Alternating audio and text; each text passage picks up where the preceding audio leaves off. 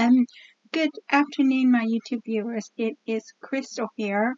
I'm just here because I wanted to do a code review for you, and I'm doing the code review on a random forest classifier made in JAX.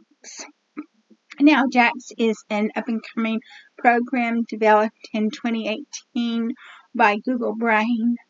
It's very close to NumPy, but not totally NumPy, so you can't just do everything in NumPy that you do in JAX. It does have some differences in the programming. So you have to learn the differences in the programming before you can do it. But what I did was I took a random forest classifier made in NumPy, and I converted it over to JAX.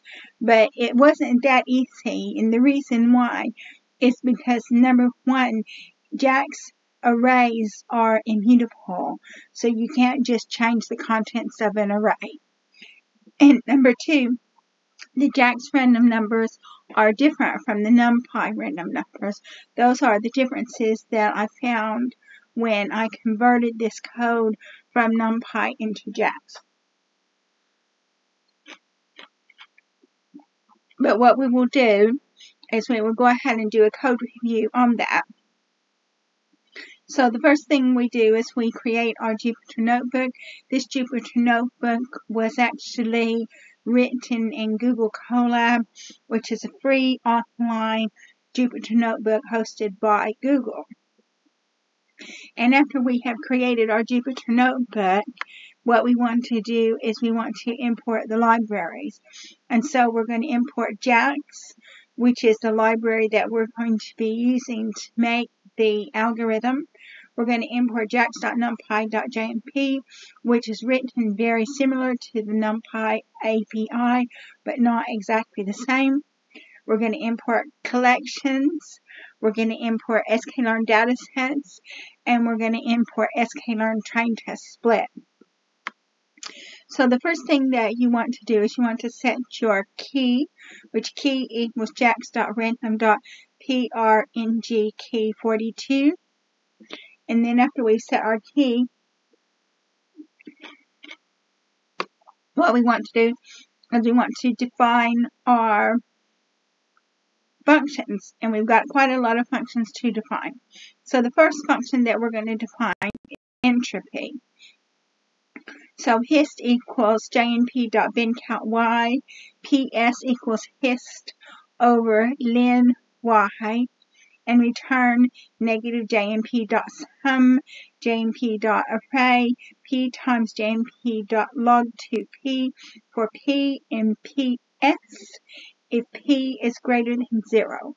So that is your entropy. That is the formula for the entropy. And then now what we're going to do is we're going to define the class node.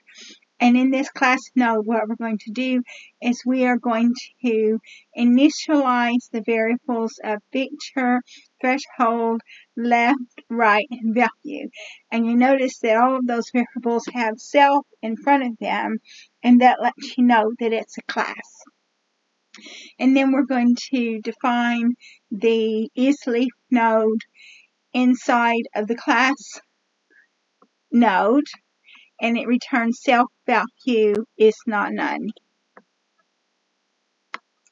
Next thing we're going to do is we're going to make the decision tree class. And the reason why we're going to have the decision tree class is because what random forest is, it's a series of decision trees in parallel, and then their outputs are averaged, and then the average of the output gives you the result. So you have to have a decision tree before you can have a random forest.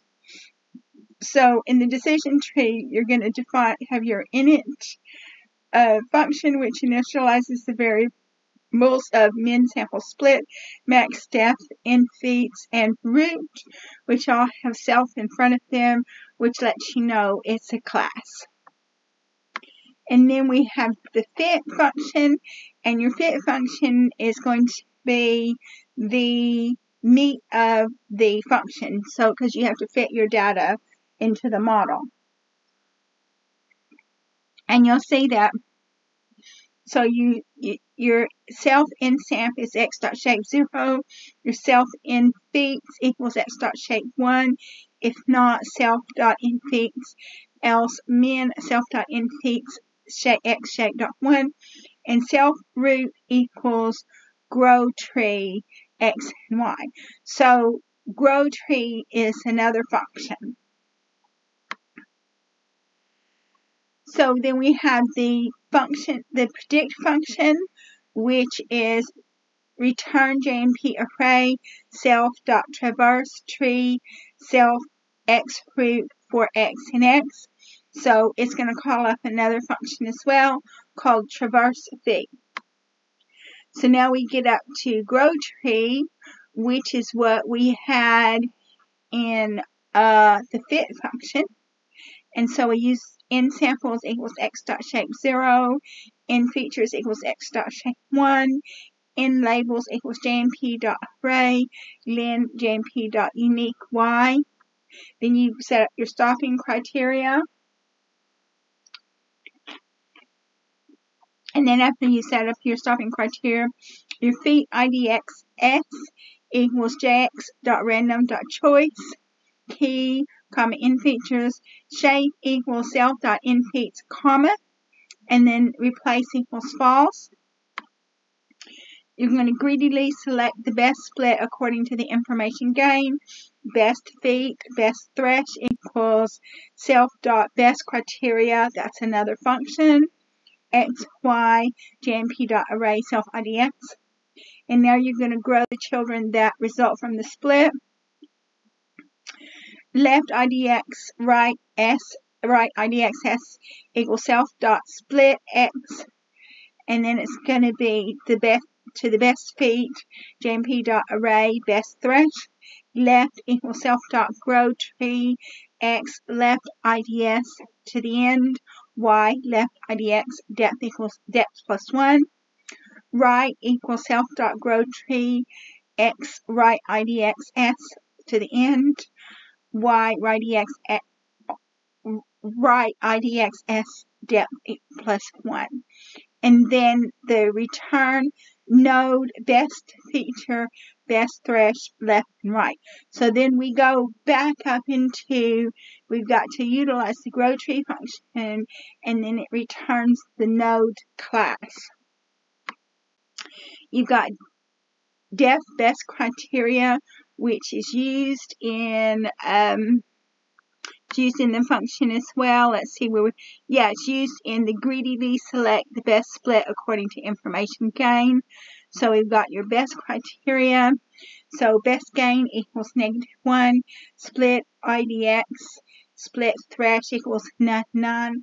For feat IDX in feat IDXS, X column equals X colon defeat IDXX. Thresholds equals JMP unique X column. For thresh and thresholds, gain equals self, information gain, Y, X column threshold. If gain is greater than best gain equals gain. Split IDX equals feat IDX. Split thresh equals threshold. And then it returns split IDX and split thresh. So now we've got information gain, which was used in the best criteria function. So parent entropy equals entropy Y, left IDXS, right IDXS equals self dot split X column split thresh. If len left IDXS equals 0 or len right IDXS equals 0, return 0. N equals len Y and L and R equals len left IDXX, len right IDXX. EL, ER equals entropy Y left IDXS, entropy Y right IDXS. Child entropy equals N1 over N times EL plus NR over N times ER. And then the information gain is difference in loss before BS after split. IG equals parent enter P minus child enter P, return IG.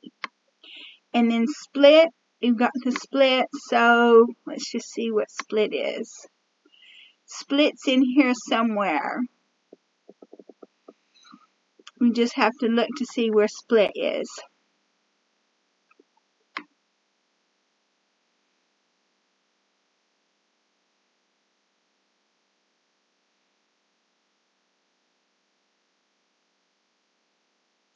The split is in the information gain function. Split equals left IDX S equals JNP.arg, where X column is less than or greater than split thresh dot flatten. Right IDX S equals JNP.arg, where X column is greater than split thresh flatten. Return left IDX S, right IDX S. And then you've got the transverse tree function that was found in the predict function.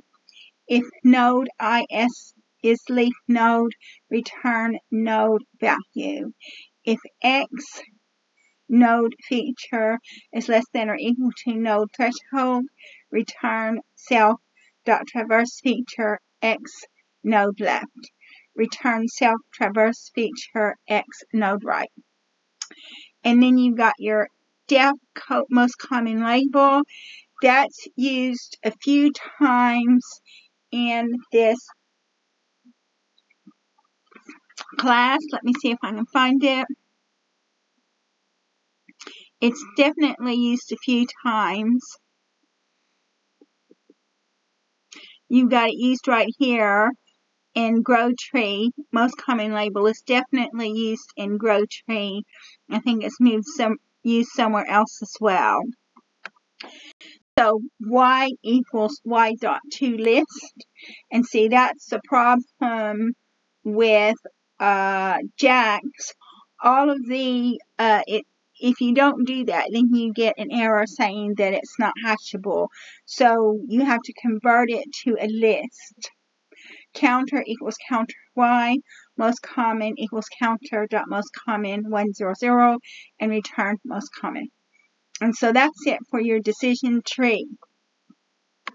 Now we've got some other functions that are not part of a class. You've got your def bootstrap sample equals in samples equals x dot shake 0, in features equals x dot shake 1, idxx equals jax dot random dot choice, key in samples shape equals in samples comma replace equals false, and then return is x idxs y idxs.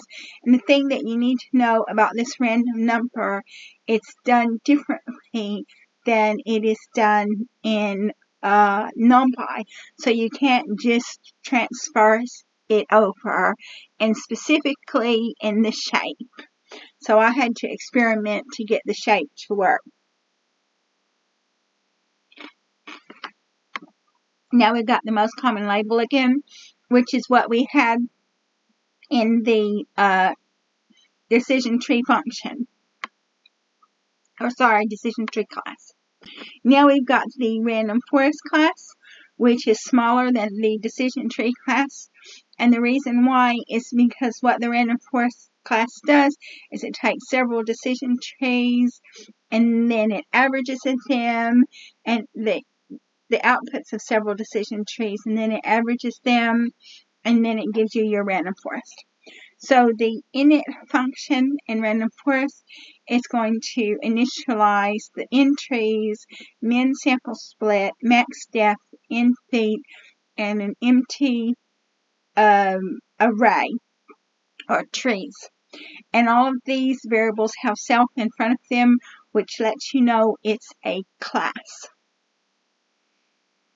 So now we've got fit. Self trees is a blank array for underscore and range self dot entries. Tree equals decision tree, so that's where it's actually calling up the decision trees.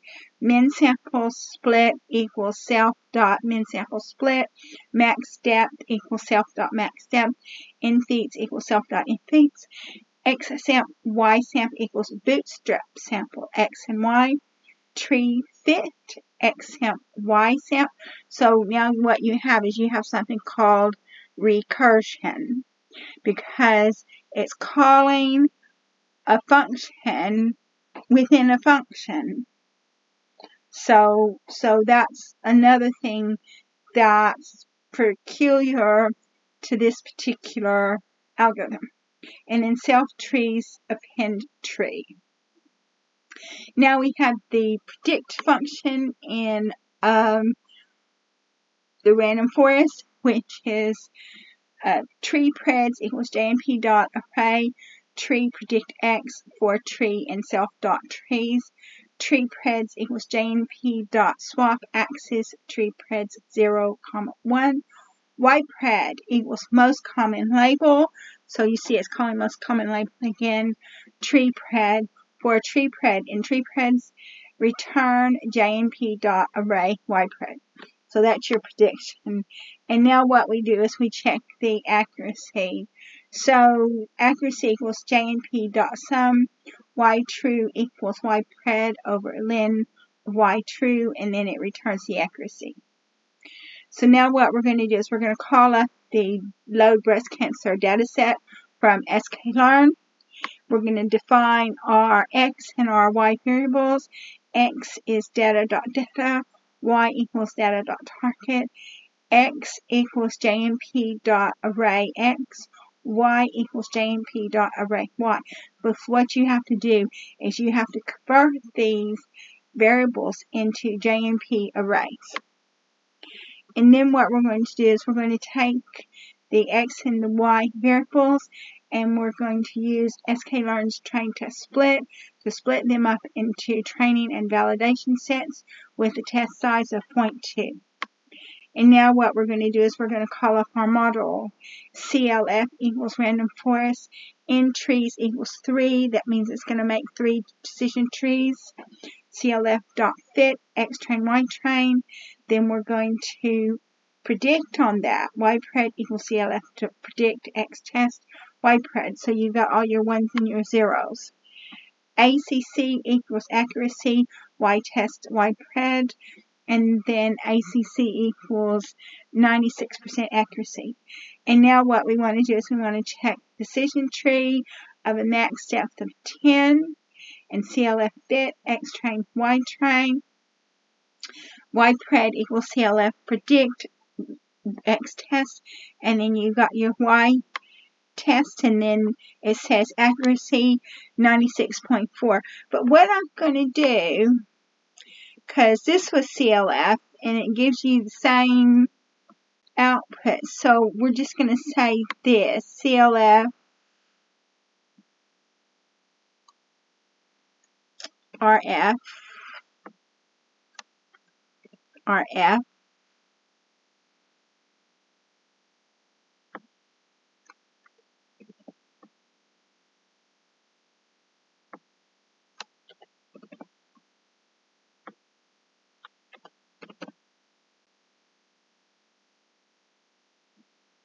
and then we're going to do this for decision tree.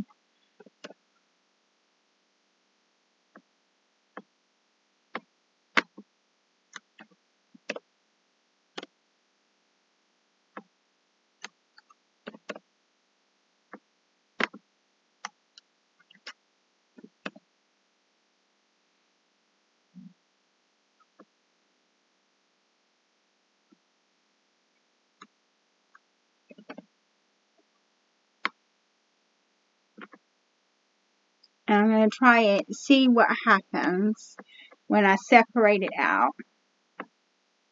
And we're just running it. I'm just running the program.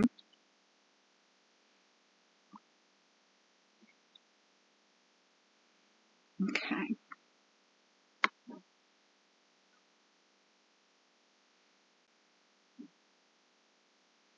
So right now we're on random forest and it is fitting it. So it's going to be a little while. So perhaps I shouldn't have done this because it's going to take a long time to do it, which I should have thought about that before I did it, because the thing about Jax is a lot slower than NumPy. I mean, it's not supposed to be slower, but it is slower.